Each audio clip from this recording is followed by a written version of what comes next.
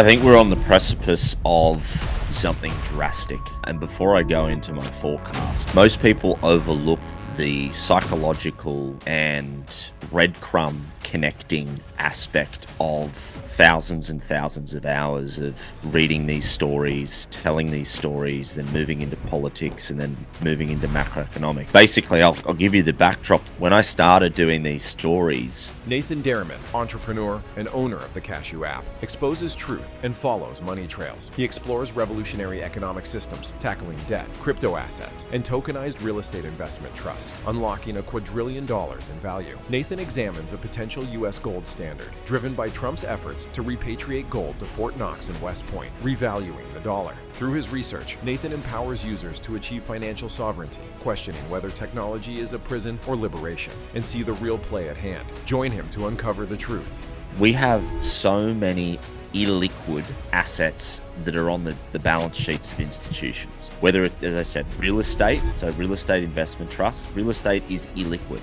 Like how long does it take to sell a house? Stocks, bonds, derivatives, all still illiquid, takes time, few days, 5 days, whatever. It's not liquid. Commodities, completely illiquid. How long does it take to ship gold and silver between countries before it can liquidate? Oil, same thing. So if we just look at them and we turn them into tokenized assets, where their value is immediately represented on the ledger itself, which is happening. I mean, that's what I cover. BlackRock, their tune is completely changed. They want tokenized real estate investment trusts ASAP. As soon as regulations clear in August, I guarantee you later this year, they're going to announce their initiative to have their tokenization of all of that. Thanks for your time, Nathan.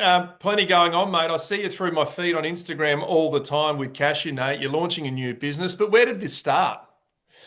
G'day, Warren. Thanks for having me on. It's a pleasure to be here. And yeah, I'm familiar with your story and I'm up to date on it. I think it's great that you're stepping into truth and getting like-minded people together to have a chat about hard-hitting stories. So it's a pleasure to be here. And where it started for me was similar for you, actually. It was COVID. That was when I really was at a crossroads and decided, look, I can either stay in Sydney, rot, be around the same people, or make a drastic change, move, and start to find truth and speak out. And it wasn't really, I didn't speak out about COVID in the storm of it all.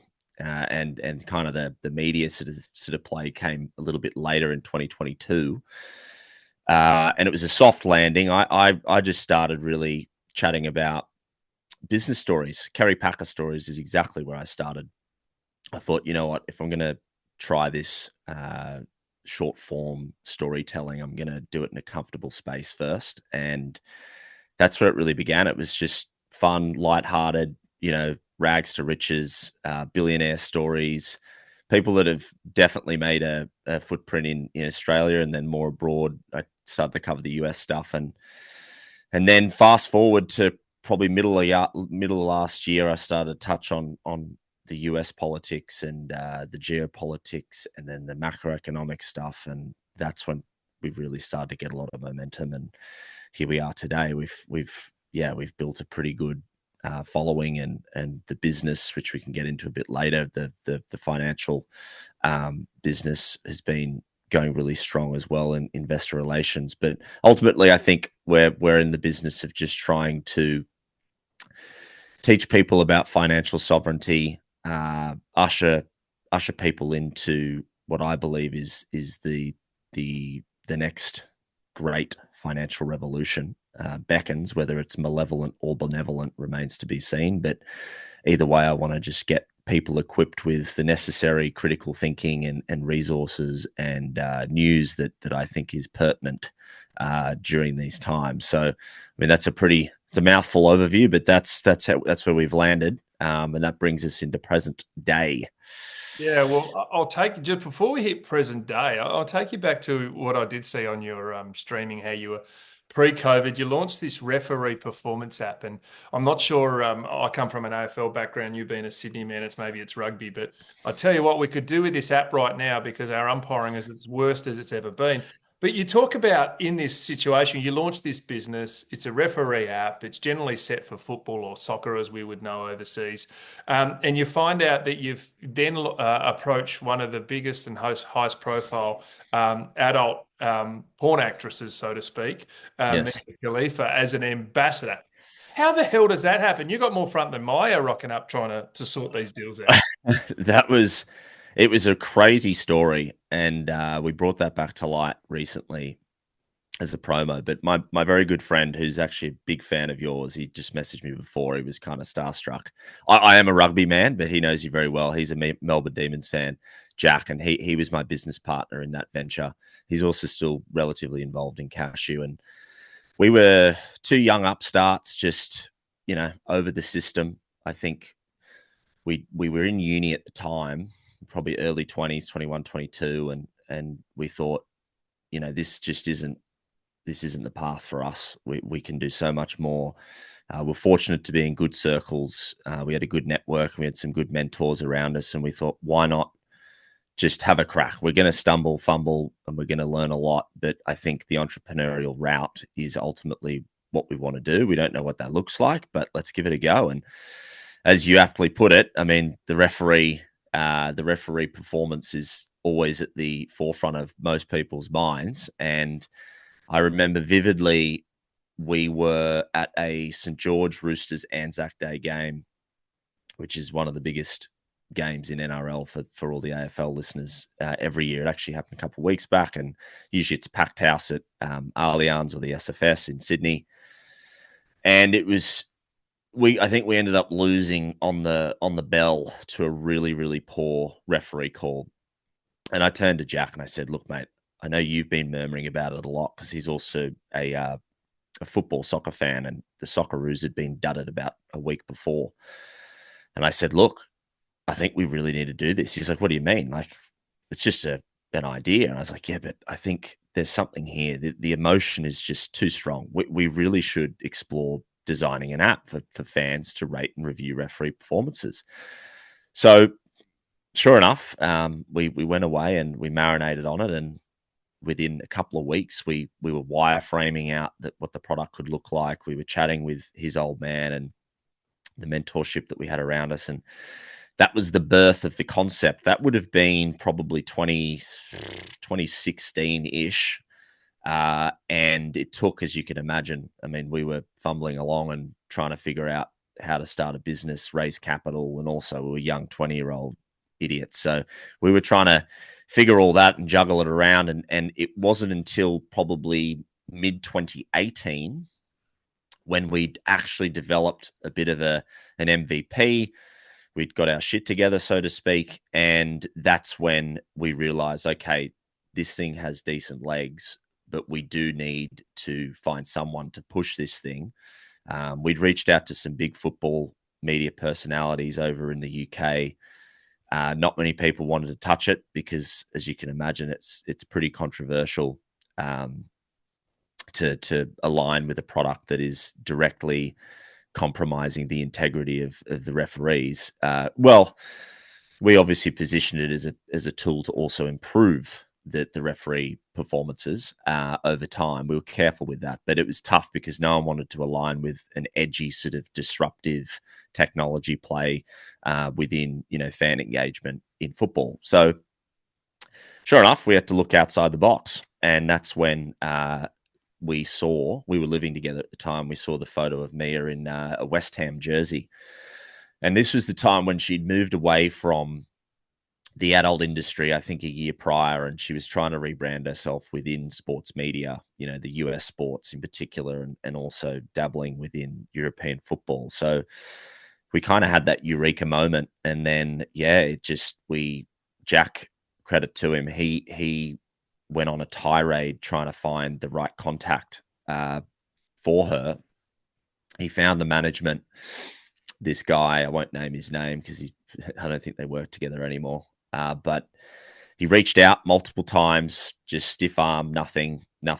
Finally came back after, honestly, it would have been about 8 reach outs and said, "Oh yeah, look, she won't be interested in this, but you can pay her 10 grand for a story post to promote your app." And we're like, is there any chance you can just get her to eyeball the materials we've sent you? And sure enough, the next email we get was actually from her saying, I've seen it, because the guy didn't actually show her the content. He was just, He was the gatekeeper. he's the gatekeeper that had taken upon himself to tell us that she wouldn't be interested. But once she did see it, she was very interested. And she was very interested not in a paid gig, but actually taking equity in the company. And that's when we got on a call, and we finalized the loose terms, had a couple other calls, and then within late 2018 is when we flew over to London. And we spent about 6 weeks there. We spent probably 2-3 weeks with her doing all the promotional stuff. We launched the product late 2018. Then 2019 we were sort of humming along, did a US trip. We're going to launch an NBA version of it, and then we had plans to do Australian sports as well. And things were looking pretty rosy. We got reinvestment from a few of the founding investors. We were looking to kick off sort of like a seed round, and then of course COVID hit, and that's when everything went kaput. Yeah.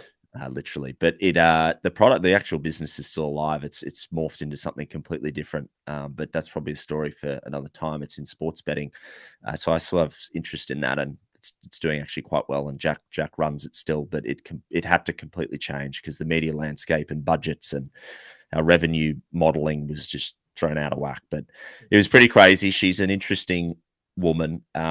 I feel for it. You get a look into, it's basically like a Justin Bieber equivalent. I mean, that's the only way I could look at it. But it was a very, really tough life. I got to see on the inside how this woman would live each day, and how fearful she was of the outside world. And it was really startling. And I learned a lot from that period. And I saw firsthand what that kind of fame, and even if it was for the wrong reasons in hindsight for her, fame in general, and what it can do to people. And there was some horrific things that happened whilst we spent time with her. So yeah, it was a really eye-opening, invaluable experience that I don't often talk about, to be honest, but it was really formative for me and my journey and where I've landed now and moving into Cashu, and the experience that enriched my entrepreneurial journey, and the lessons, the things I failed at and have come through on, and COVID then being the ultimate sort of magnifying glass on all your frailties, and then come out. You either break it or make it. Yeah, well, you're certainly making it, and thanks for sharing that. The social media stuff, you talked about telling the Kerry Packer stories of $100 million to tell a bloke to go away, and Yeah. winning huge and paying off some young lady's mortgage who was sitting beside him as he was betting, or the Alan Bond deal to buy Channel 9 and then buy it back for next to nix.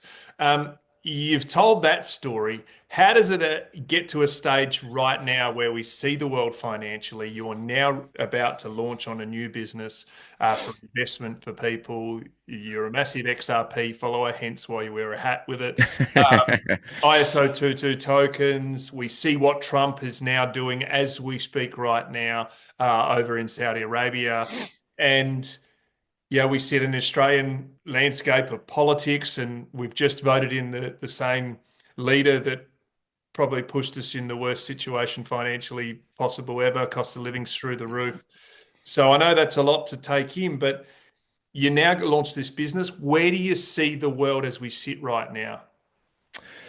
I think we're on the precipice of something drastic. And before I go into my forecast, I think the earlier part of the question is, how do we get to this point from the sort of content that I espouse and put out week to week? And I think most people overlook the psychological and breadcrumb connecting aspect of thousands and thousands of hours of reading these stories, telling these stories, then moving into politics, and then moving into macroeconomics. So basically, I'll give you the backdrop. The backdrop really is, and this will make sense when I get to the end of the spiel, but when I started doing these stories, you obviously research a lot and you read a lot. And I feel blessed to have been able to go on down this road, because my job is literally just reading and research. That's all I do. That is all I've done for probably the best part of the last 3 years. Night and day reading, research. So when I started and I was telling these stories, it was a lot of fun because I was just learning about other successful people and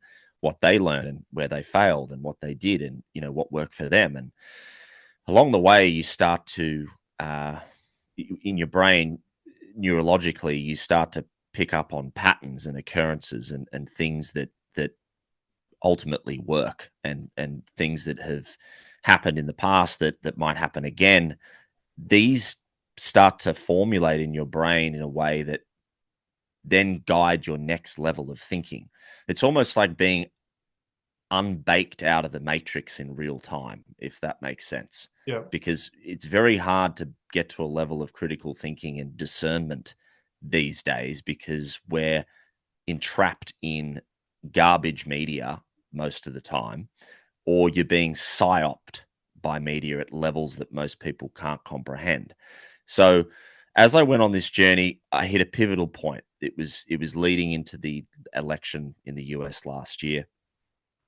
It was probably, a year out. So maybe late 23, early 24. I was like, look, I'm feeling pretty confident now with, I know where we're heading. I know the bad guys. I don't think there's many good guys, to be honest.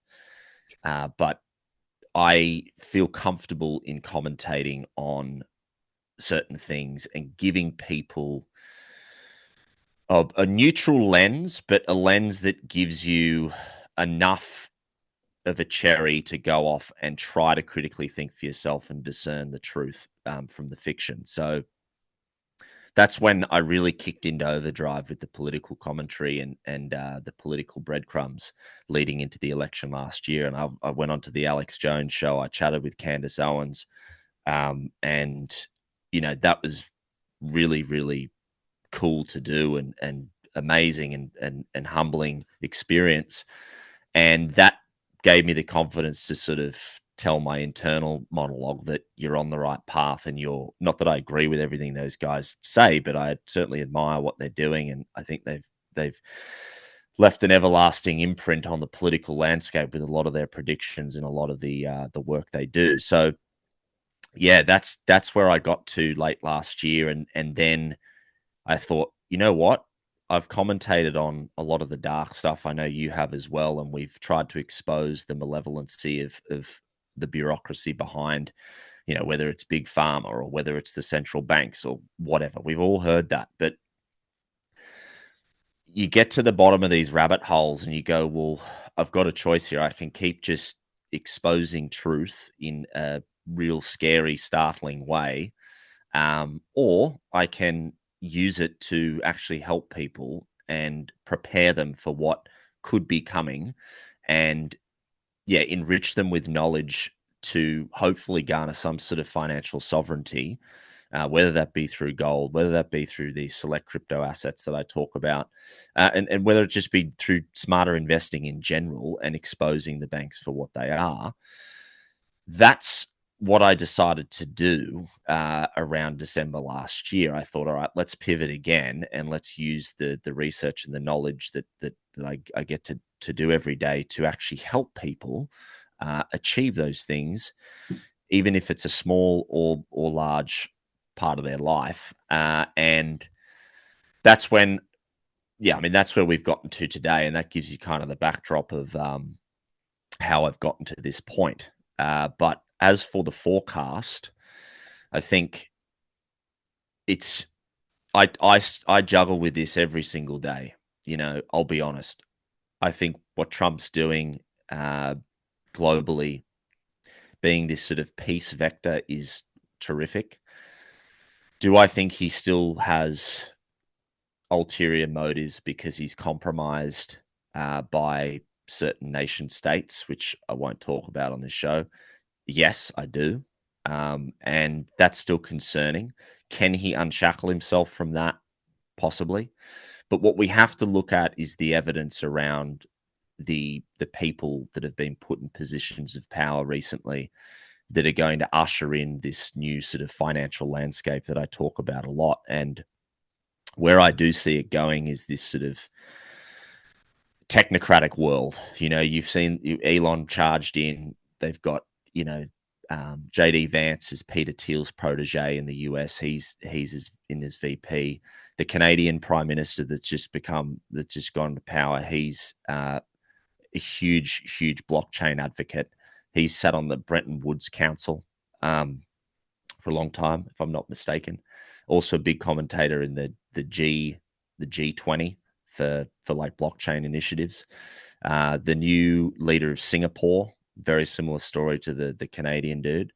And what you've got is all of these pivotal players are now coming to the fore at a time where blockchain and the digital economy is moving from speculation to actual utility and use case. And that, paired with the fact that AI by 2030 we know is going to carve up jobs, completely change the entire working landscape. UBI could be on the cards, universal basic income. We have the master technocrats like Elon, who wants to push to the super efficient society with robots, autonomous vehicles, brain chips. He's a godless man. He doesn't believe in God, and he has a lot of influence at government. The list goes on, and I could go on for ages. And then, of course, you've got Ripple, who I talk about a lot, and I'm still torn as to whether or not they are benevolent or malevolent, but they have interests in every corner of the globe's financial sector. They're imprinted within every major central bank, the IMF, the BIS, the Fed, like everything that talks about money or is instrumental to money, Ripple has its fingerprints on. So when you connect every single dot, you realize that pretty soon we will be in a technological either prison or a technological liberation. That's what it boils down to in my mind. I mean, we can hone in on specific points or specific questions that you might have, but that's the broad overview. I think you need to either position yourself correctly now so that you do have some sort of financial sovereignty, or you become stuck in the problem again when the system does collapse, much like COVID. That's how they always operate. There's always going to be this massive problem, reaction, solution. There's never pragmatism involved with these institutions. So that's why you want to be on the right side of history. And that's what I'm trying to push. I don't want to scare people and instill fear, but the reality is you need to hedge yourself, because this is the ultimate hedge. If you position yourself correctly now, it means that you're not going to be, if there is a sort of technological slave system that's imposed upon the world, of course there'll be a revolt. But if you don't want to be at the bottom end of the UBI scheme where you're getting your central bank digital currency allocated to you fortnightly, and if you don't spend it, it's just absolved back into the system. You want to be on the other tier, which is, I've got exposure to these assets that are going to astronomically increase in value over the next 10 years. And I want to be, liberated enough to make my own decisions and choose not to opt in to the beast system, so to speak, if it does come. So that's an absolute gobful, Warren, but that's the broad overview. And that makes complete sense. And people who are listening to this podcast are clearly awake to different thinking, or as you say, down a rabbit hole and learning. Because let's face it, 3.5 years ago, I wasn't talking about universal basic incomes or blockchain, and didn't even know anything about it. I think I had a couple of mates who had Bitcoin once. You know what I mean? So where we sit now, right now, so you're a believer that, Trump keeps saying, I like gold. People who hold the gold control the future, so to speak, ad-libbing what he has said. But do you believe that is one of the ways to go forward for investment? Definitely. So gold's a really interesting one. And I like doing cryptic stories on this because it's, in my opinion, it's his ace up his sleeve. He never publicly sits there and talks about gold. He'll give you breadcrumbs, but the reality is, with the gold narrative, there's a bit of history here that we should probably touch on. The gold hasn't actually been revalued since the early 1970s Yeah. per ounce. I think it still sits at like, I think it's $42 or $22. It's one of them per ounce. That's what it's actually technically valued at on the balance sheet, on the US balance sheet, not the $3,300 dollars per US ton, which it is now in actual value. So the other thing that we need to look at is there's strong reason to believe that after the sort of Bretton Woods Agreement of post World War II in 1940 and post Great Depression era under Roosevelt, President Roosevelt of the time, Franklin D. Roosevelt, he was the last president to actually revalue gold. He took gold away from the citizens. He made it illegal to own over a certain portion of gold so that he could create a massive gold reserve in the US, double the value of it, devalue the dollar, and save the US from economic turmoil. And then, they ushered in the Bretton Woods Agreement of the early 1940s, which was the gold standard where the dollar was, actually backed by some substance, not just printed out of thin air. We then moved into the 70s, and the 70s is when sort of the new modern version of the dollar was formed, where we moved away from the gold standard. I think it was under Nixon. And then the printing has kept on printing ever since. You print for wars, you print for problems, you just keep printing. You print your way out of trouble. And that's what we've been doing ever since the 70s. And the reason gold is so profound is that it appreciates in lockstep with inflation. I've told the story before, and for the listeners who haven't heard it, 8 solid gold bars would buy you an average home in the 1920s, and 8 solid gold bars would buy you an average home today. So, if an average home in Sydney or Melbourne is, 1.2, 1.3 million, you would have gotten the same thing for the same amount of gold back in the 1920s. There's no difference in the value. So you see that at the coffee shops every day. We go back 15 years ago, it's probably $2 for a cup of coffee. It's now, I don't know, $7 if you want your oat latte with, extra chocolate on top. I don't know. So it's a serious problem. Gold always stands the test of time. And where we are right now is a world where debt is in complete free fall. The printing machine, it's just become a joke. Like $36 trillion of debt in the US is astronomical. And the interest on it, there's just literally no way you can get out of that situation without some sort of crazy play. Now, there's a few ways they could do it. And I've talked about this before, but I think gold is the central pillar. So what Trump's doing, in my opinion, is he knew all along that the US post 1970s were actually offshoring their gold reserves from Fort Knox and West Point and all the other reserves in the US. Whether they were loaning it out to foreign nations or just out and out selling it, we don't really know, because there hasn't actually been a gold audit. There's a partial audit in the 70s, but there hasn't been a proper audit since, I believe, the 50s, which is mind-boggling to think when, the US is supposedly the one with the largest gold reserve in the world. Because obviously, if they were found to not have the gold they claim to have, well, the entire economy would just nuke on itself. So what I've found really interesting, and I've talked about a lot, is the last sort of 5 years, the gold accumulation by all the big boys, your Chinas, your Russias, European countries, has been through the roof, except in the US. Now, I've always believed that this was a part of the BRICS thesis to somehow undermine the US dollar. And the BRICS, for those who don't know, is Brazil, Russia, India, China, and South Africa formerly, but that's got like over 20, 30 big countries involved now. And they've been collectively, since the Biden administration in particular, really ramping up the scope to completely undermine US dollar reserve status on the global stage. Now, Trump's come back in and he's just gone stiff arm, like we're pushing back against BRICS. He's been very public against it. And he says, if you're going to undermine the US dollar, I will tariff the shit out of you.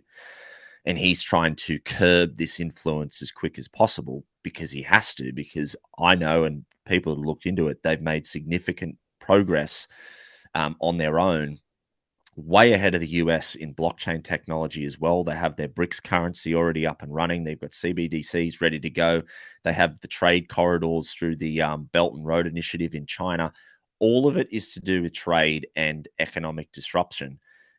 But obviously, Trump's not going to let that happen. So, in my mind, what we've seen the last few months is, like I put the charts up yesterday on that video, the amount of gold that Trump has flown in, just from what I could find from the Swiss gold exports, is astronomical. And he's somehow bartered a deal. The thing I didn't mention in that video yesterday,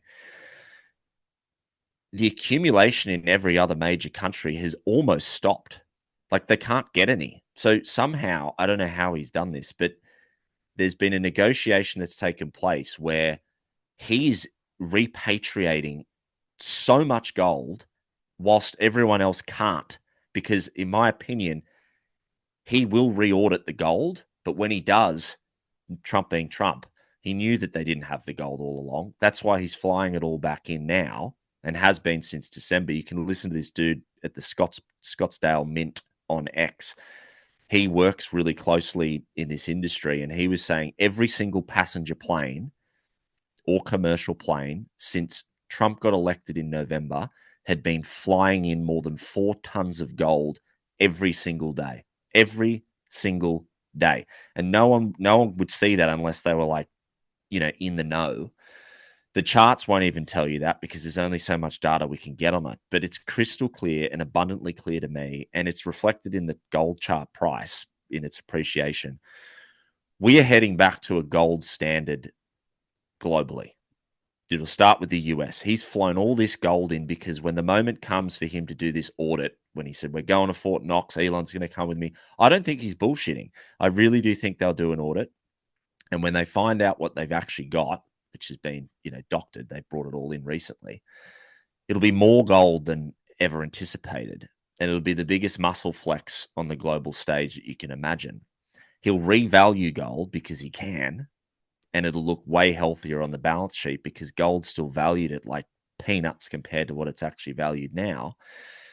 And then he can get creative. He can use gold certificates where it's like the new book value of gold can be, and the difference can be represented in gold certificates to actually purchase these digital assets that are in the stockpile, which came out a few months ago, because you can only purchase more digital assets in a budget-friendly manner. And budget-friendly means you have to unlock value from somewhere else. And I think the value will come from gold.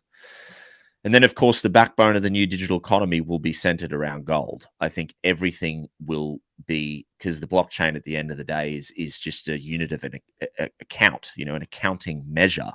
So the only way is to move away from the money press, money printing Fed, and maybe he gets a republic-backed dollar again. Maybe they absolve the Fed, which is actually doable through, congressional, a full unanimous congressional vote could happen. Don't know if it will. But either way, he'll do it without the Fed, I think. I think he's completely restructuring the entire global economy right before our eyes. Malevolently, benevolently, we still don't know. I juggle with this every day. But he's got everyone right where he wants him. And I don't think people give him enough credit for just how good he is at playing the game in terms of negotiation. And whether this was the plan all along by the master puppeteers, because there's definitely initiatives well above him that are pushing us towards where they want to go. But I think gold will play a pivotal role. I think gold is just going to keep blowing up in value. I think it's a terrific investment, as are the other utility tokens that I talk about so much. Do you see much on silver? Yeah, silver valued for forever, and obviously that they need to keeping it suppressed, we believe, because it'd affect the US dollar's value. Are you someone that thinks that's worthwhile? Definitely, 100% more accessible as well. Silver, absolutely. I mean, its use cases are way more prevalent than gold. It's in consumer electronics, it's in EVs, it's in batteries, it's in fridges, it's in computers. It's like the use case for silver is endless. And the from the I haven't done as much research into silver as I have in gold, but from what I have done, the supply and demand metrics of it, it's pretty clear to me that there is some sort of suppression going on because the demand is very, very high, but the supply is quite low, yet the price doesn't seem to be reflecting that. So I think absolutely it's due a breakout. A lot of the people I listen to keep saying that even from a technical standpoint, that the TA on the charts shows that there's something coming. I personally, I have all these silver coins from childhood that I've just kept. Those old Aussie. I've got a lot of them that I used to get when I was younger, and I used to be a bit of a coin collector. So I don't actively buy silver anymore, just because I have a good little nifty silver stockpile. And I usually that's why I've kind of just gone down the gold path and partnered with gold backs and been pushing the gold narrative more. But don't get me wrong, as soon as silver does start to break out and it gets more at the forefront of the discussion, I think I'll definitely cover it a lot more. You don't see a crash coming. A lot of economists are saying right now it's untenable the way we roll, if you know what I mean. But if you revalue, then you probably avoid that. Is that what you think? Yeah, there's a few. The debt, it all comes down to the debt. What are they going to do with the debt? And I don't have the exact answer. The new system, all I do have is the new system is 100% coming.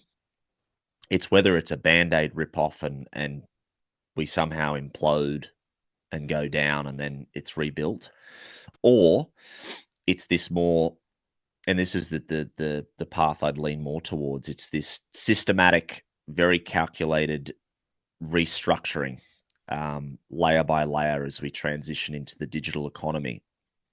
And I think there's many ways to draw down on the debt tactically using these crypto assets. I mean, I'm not going to say this is going to happen, but I've talked about it in the past. But there is a world where, if these big central banks and institutions across the world get exposure to these assets at the ground floor, which we already know they are. I mean, we'll use XRP as an example.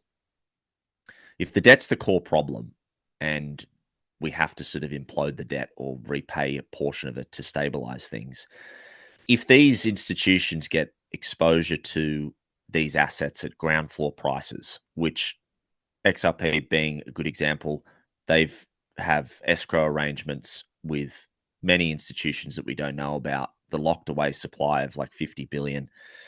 The IMF would have their fingerprints on it. The BIS would have their fingerprints on it. And I believe the US government probably have some sort of contractual exposure to it, not actual physical exposure as we know on the sheets right now. If they get exposure to it at this ground floor price, and then we see the utility of these assets actually kick in. And when I mean utility, I'm saying we move away from speculation. The prices of all these crypto assets, Bitcoin included, Ethereum, this is all just retail pump up, dump down, speculative Consumer price action. confidence, isn't it? It is 100%. There's no actual real drivers of value behind these numbers right now. What we will see in the next few years is $1 quadrillion of value get unlocked through, tokenized real estate investment trusts, stocks, bonds, derivatives, commodities, oil, all of that value, which let's just say is $1 quadrillion, so that's $1,000 trillion. All of this needs to then move through the new arteries of the system. And the arteries of the system are the blockchains technologies that I talk about that'll work in a collaborative manner. Now, these assets, once this value is unlocked and pushed through these arteries, they cannot be, I say this time and time again, they give me a price prediction. I can't give you a price prediction, but it can't be, XRP can't be $4. It can't be.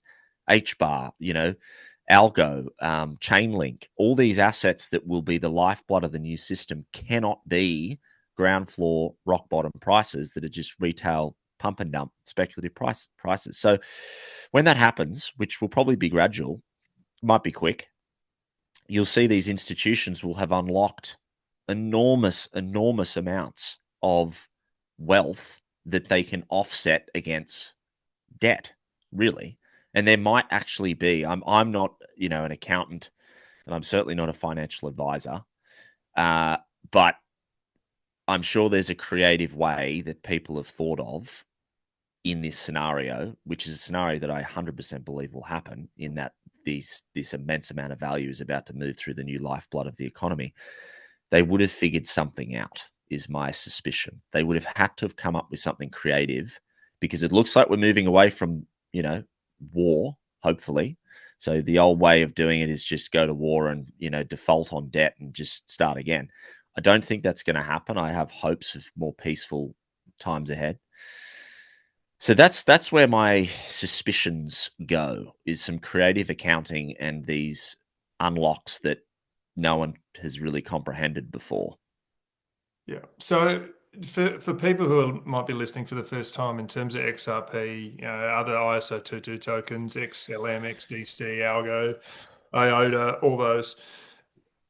The simple way in my mind to understand it is, we've got a Swift banking system where if I transfer you money, it effectively takes 24, 48 hours. Or even right now, if you're a member of some of the big banks in Australia and you want to buy crypto, they'll hold it for an extra 24, 48 hours because you might be getting scammed. This whole new system that we're talking about, which could be running concurrently at the moment, but it's not actually active in our day to day, or it could be day to day, we don't know. Very much like the OSCO system, where you transfer, it's immediate. So, and it's going to be on a blockchain, so it's not going to be manipulated. Is that an easy understanding, or can you put it in a sort of more layman's term as to why this investment would be good, and why you think it's the future? Yeah, that's a decent description. I think for me, the way I like to put it is that and Brad Garlinghouse famously said this, but I think it's just such a great, simple to easy to understand breakdown. For your listeners, have you ever thought about why you get paid fortnightly or monthly?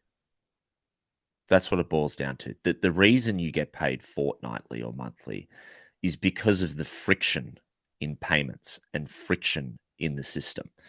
As you touched on, Warren, we predominantly run off a system called Swift, which has ticketing and messaging services within it, which were made in the 1970s. So we're 50 years on from this, and we're still using the same technology as the 70s.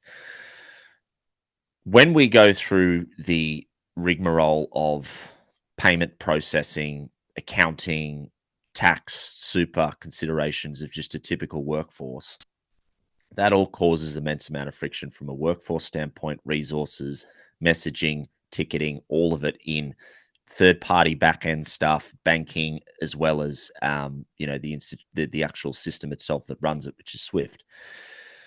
What blockchain does is all those points of friction that I've just mentioned, sort of accounting, third-party financing, human resource elements, and then the banking component and the execution of the payments, and then ledgering and making sure that the tax is paid for, the super is paid for, all of that. That all just gets solved. I'm not a developer, so I can't speak to the technical nuances of it all. But in my metaphorical brain and how I try to break it down for layman's, that all just gets solved straight away. And all we're waiting for now is the ISO 222 compliance and these messaging systems that are about to come. And some banks are already sort of on it. Is the complete overhaul of this Swift technology, which is extremely outdated, as we said. And when the messaging, because remember, the banks still need to have this kind of uniform language translator. At the moment, it's all disjointed. So if the sort of ISO problem solve, it's the old Swift, you've got some guy sitting in Tokyo trying to match up with a person in Melbourne on an international transaction, literally physically sitting there matching number codes for the Swift transaction. If they stuff it up, which is at about a 6% error rate, transaction might bounce, might incur more fees. That's where we're at right now. What this ISO 222 tries to do is turn every language between all the banks into something uniform that can also speak, because this is what we need. We need that to speak to your XRP, to your XLM, to your HBAR, to these tokens that are solving the actual time and friction component of the payment system.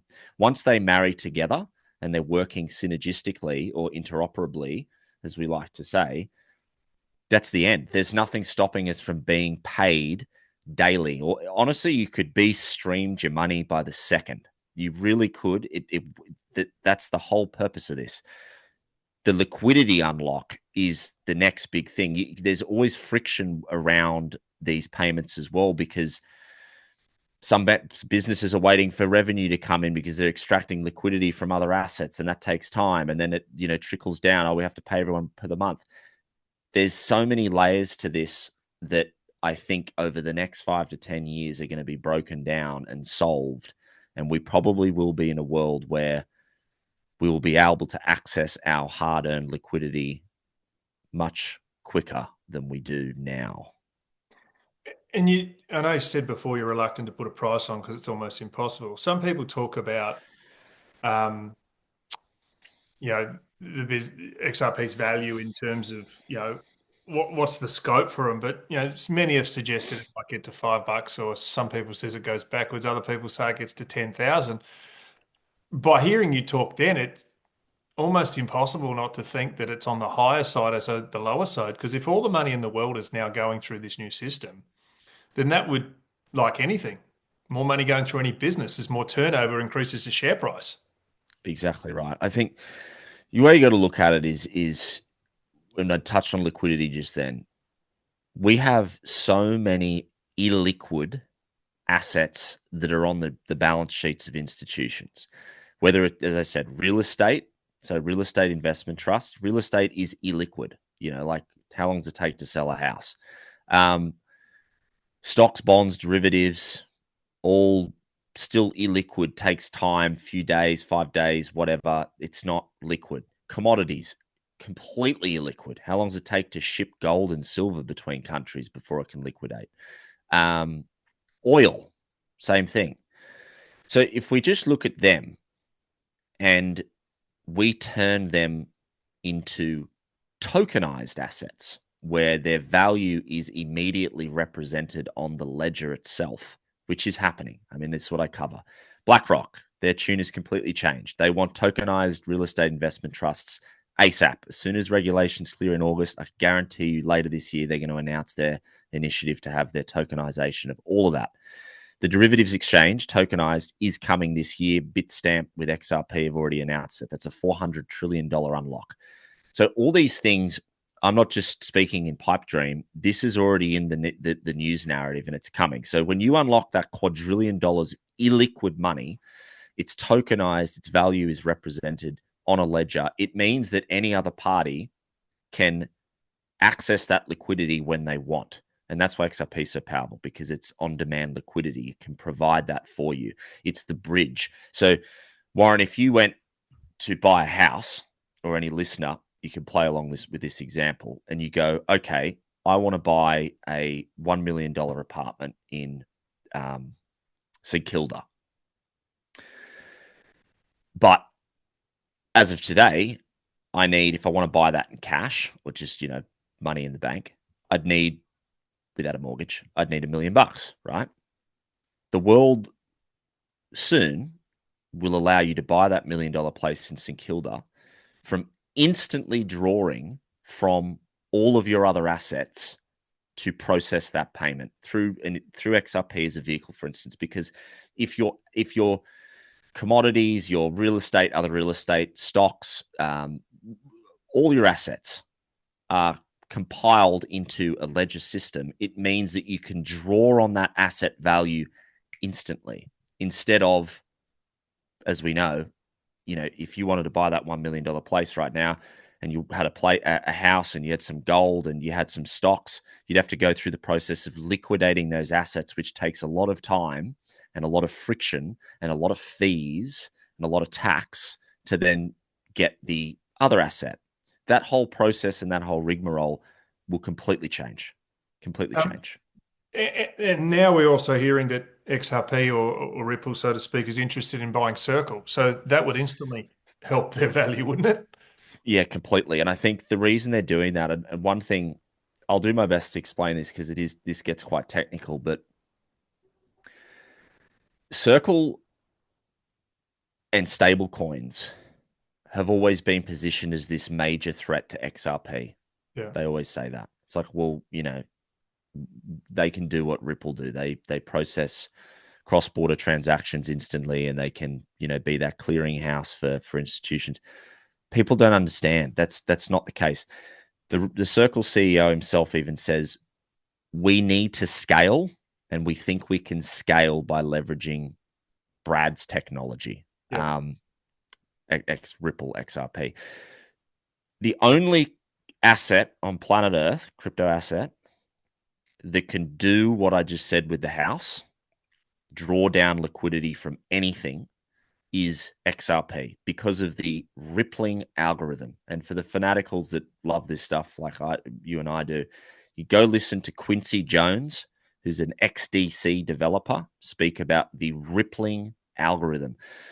The rippling algorithm basically means that XRP is built in such a fashion that it acts as a DEX of value. And a DEX of value is that Warren's net asset value is on this DEX, and he can draw from any asset of value for instant liquidity, and it's all handled through the rippling algorithm. They can move Bitcoin, even though there's heaps of fees for next to nothing. They can move anything of value. No other token can do that. No other token has rippling algorithm, and that's why these stable coins still need to plug into the Ripple system because they can't scale. They don't have the capacity to scale and handle the amount of value that's needed in the global economy. So sure, Circle can process 300 billion bucks a day in transactions. Cool. But there is no way and there's no world where Circle can handle 500 trillion bucks a year. It just won't happen. It can't happen. Nothing can do it without XRP. And that's why they've spent 15 years building out this unbelievable network of institutional partners in every corner of the globe, because they know they will absolutely dominate when regulations clear and, once the system's ready to have them fire up. Because they're the only effectively stable coin, crypto, whatever you want to call it, that's got government regularity too, isn't it? Yeah, well, that's it. They've worked with all of the necessary regulators. They've got all of their money transmitter licenses in every US state. They've got all their transmitter licenses in every other jurisdiction that they work in. They're the only ones that have gone to the trouble over a long period of time to embed themselves in the regulators' hands and not try and work against them or bypass them in any way. Cashu has launched its own business. Nathan, you've started it. Give us your spiel for what you're doing, because a lot of people would have listened and gone, "Oh God, that's a lot to take in," and Yeah. start digging in like everyone does, a little piece of this, a little piece of that. Oh, I've heard XRP, I've heard IOTA, I've heard gold, I've heard silver. You've obviously created a business now where you can take that stress away from people, and you're doing a revenue raise at the moment to launch it. What is it you're actually investing in, and what would people invest in when they give money or invest in you?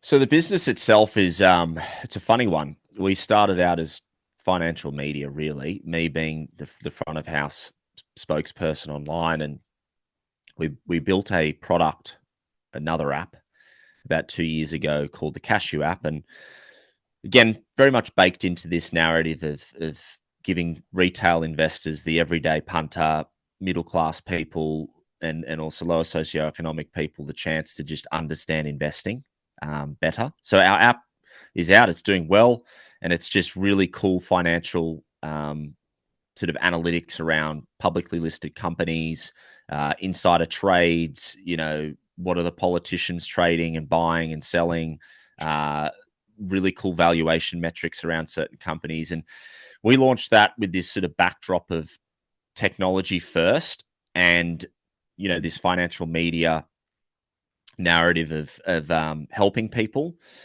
And then mid last year, we stumbled into this strange world called investor relations. And it's hard to kind of explain, but basically, because of this technology that we'd built and the media that we were building and was doing well at, we attracted a lot of interest from these small cap companies over in Canada and US, whether they're like a med tech company, an AI company, gold mines, big one, silver mines, big one. And these public companies basically saw us as a complete rejig to the investor marketing landscape. So the way I like to put it, because it is bloody confusing, is the typical marketing landscape for, say, like a shoe brand, right? You get a budget, you go out to potential influencers, you might have a more broad campaign, run it through blogs or however you might do it to sell the shoe. You want to sell the shoe and you want clear ROI on your investment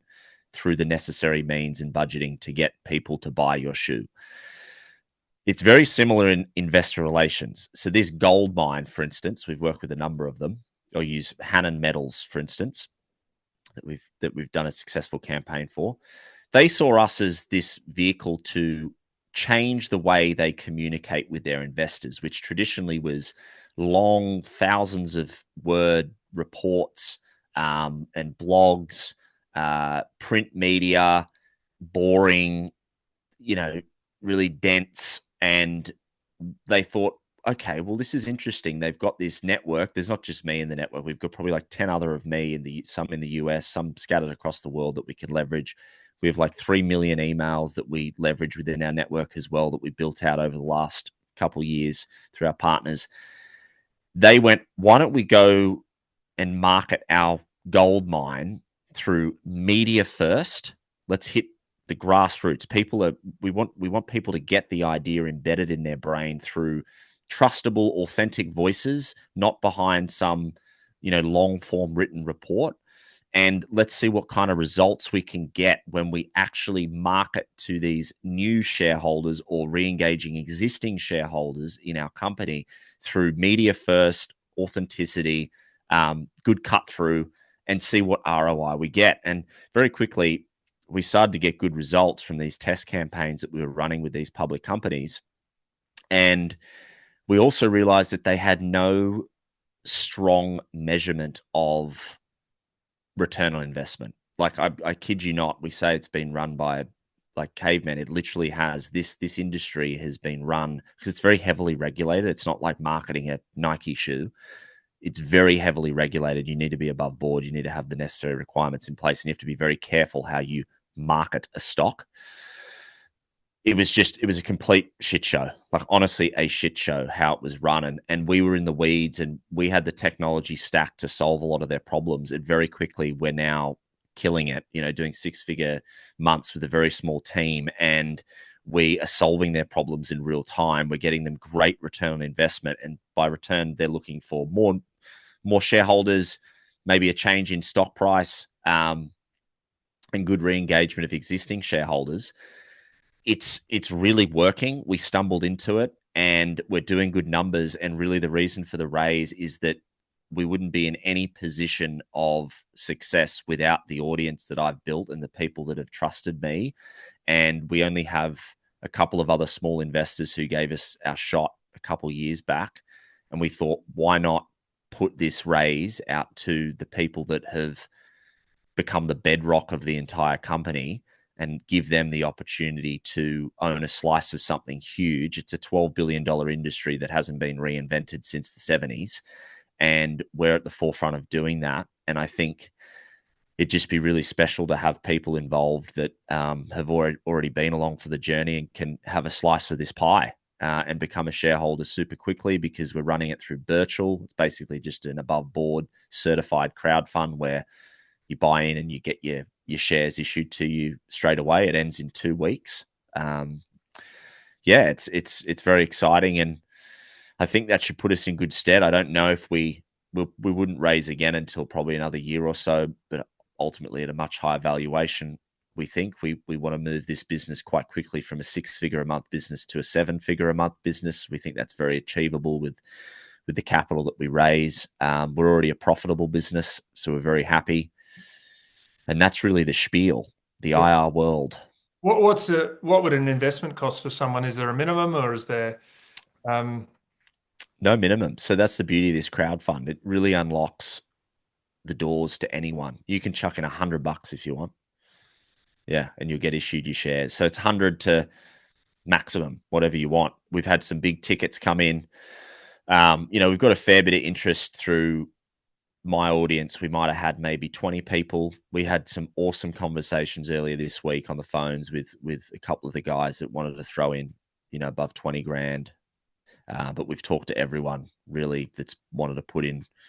We're going through literally everyone, but we worked our way down from the top down to the bottom in terms of capital commitment. And yeah, it's very exciting and humbling, and hopefully it all goes well and we get the capital in within the next couple of weeks and reach our targets. We're aiming for sort of, ideally we'd love to clear 250 base, but we'd love anything between 350 to 500K, and I think we're off to the races. Well, Nathan, thank you very much for your time. I appreciate it. Yeah, it's a riveting story, yours. It's an exciting one, and it sounds like it's only just getting started. So, for people who are interested, how do they contact you? And is it just on social media, or how's the best way? Yeah, probably just through my Instagram page at Cashu Nate. That's we do my best. I do my best to reply to everyone. Sometimes, unfortunately, yourself, Warren, it got lost in translation. But yeah, through there, we've also just got a partnerships manager on. And you can reach out to Anth if you've got any specific queries via the partnerships email, or just reach out to Luca, our CEO. He's very receptive to any questions. And yeah, we're a small team, but always happy to help. And hopefully the listeners have enjoyed this chat and got something out of it. Yep. Thank you, mate. Thank you, Nathan. And yeah, appreciate your time. Cheers, Warren. Thank you. Thanks for tuning in to the Ballsy Show. We'll have another episode up there soon. We'd love to hear your thoughts, so you can comment below. And if you feel like supporting us, you can also donate us a coffee. That link's below. Thanks again.